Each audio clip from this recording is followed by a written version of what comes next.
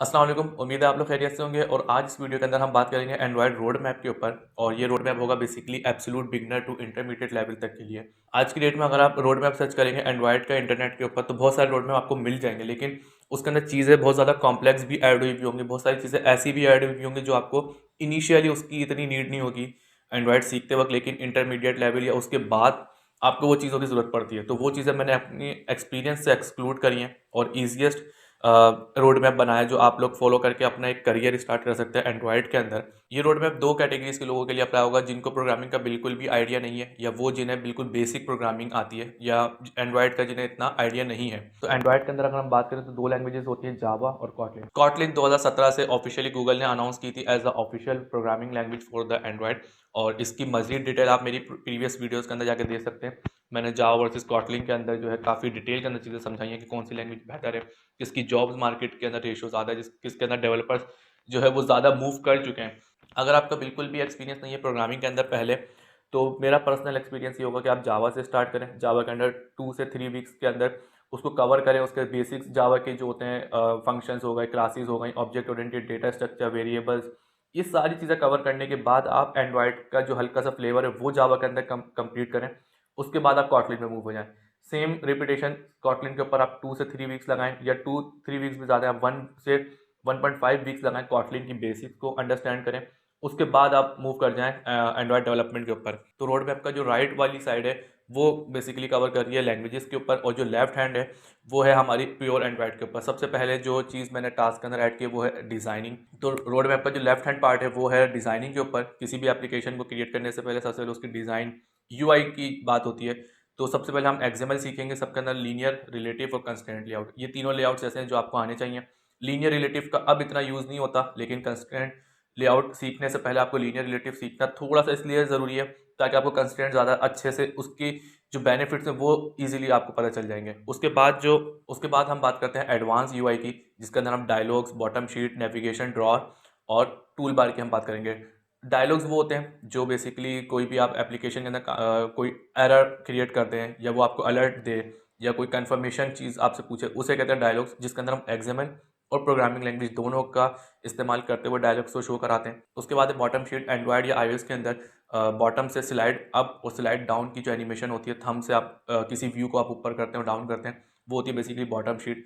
उसके बाद है हमारे पास नेविगेशन ड्रॉर, जो साइड या हैमबर्गर के क्लिक के ऊपर क्लिक करने के बाद जो साइड ड्रॉर खुलता है, जहाँ पे प्रोफाइल आती है, जहाँ पे मल्टीपल आइटम्स स्क्रीन पे जाने के आ रहे होते हैं, जहाँ पे लॉग आउट का बटन आता है, सेटिंग्स का बटन आता है, तो वहाँ पे हम उसको कहते हैं नेविगेशन ड्रॉर। और लास्ट है टूल बार।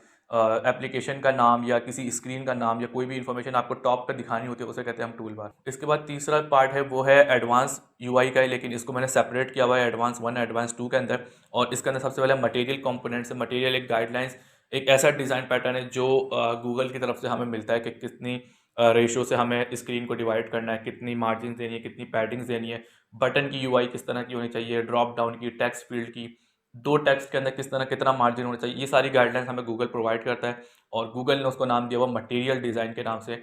और इनकी अपनी ऑफिशियल मटेरियल की जो वेबसाइट है वहाँ पे ये सारी चीज़ें लिस्टेड होती हैं। और इसकी जो रिसोर्सेज होंगे वो भी मैं कोशिश करूँगा कि इस वीडियो के डिस्क्रिप्शन के अंदर ऐड कर दूँ, ताकि आप वो ईजिली वहाँ से सीख सकें। इसके बाद दूसरी जो चीज़ है वो है recycler view, but with static items के साथ। स्टैटिक मतलब ये कि आप प्रोग्रामिंग के अंदर ही एक एरे लेंगे या एरे लिस्ट लेंगे, और उसके अंदर जो है जितने भी आइटम्स आप डालेंगे वो रिसाइकलर व्यू एक स्क्रॉल लिस्टिंग के अंदर वो चीज़ आपको शो हो जाएगी। इसके अंदर तीसरी चीज़ जो है वो है फ्रैगमेंट हैंडलिंग की।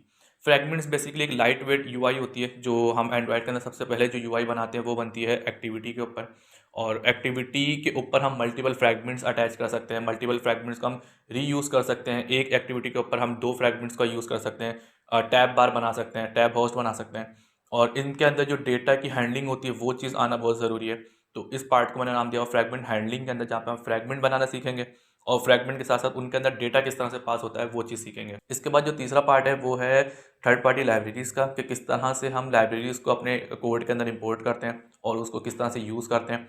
तो मेनली सबसे पहली जो लाइब्रेरी है वो हमें यूज़ करनी होगी नेटवर्किंग की, कि किस तरह से हम एपीआई को यूज़ कर सकते हैं, किस तरह गेट की एपीआई, पोस्ट की एपीआई को हम यूज़ करते हैं। बेसिकली लाइब्रेरी बनाने का पर्पस ये होता है कि कोई भी इंडिविजुअल या कंपनी जो है वो लाइब्रेरी बनाते हैं एक पीस ऑफ कोड को लेके, ताकि आपको वो चीज़ दोबारा से यूज़ ना करना पड़े। उसको चीज़ों को सिंपल कर देते हैं। आपको जस्ट इंपोर्ट करना होता है उसकी लाइब्रेरी का नाम और उसकी लाइब्रेरी का पाथ, और उसके बाद आप उन्हीं के कोड को यूज़ करते हुए अपने कोड के अंदर आगे के काम फर्दर आप कर सकते हैं। लाइब्रेरी के अंदर मैंने 3 लाइब्रेरीज़ ऐड करी हैं, जो आपको सीखनी होंगी। सबसे पहली है नेटवर्किंग की, जो रेट्रोफिट के नाम से मिल जाएगी आपको गूगल के ऊपर। दूसरी जो वो इमेज लोडिंग की लाइब्रेरी है, जो एपीआई से इमेजेस आ रही होती हैं, उसको किस तरह से लोड करते हैं, वो ग्लाइड की या पिकासो की, ये 2 लाइब्रेरीज़ फेमस हैं, जो हम इमेज लोडिंग के लिए यूज़ करते हैं।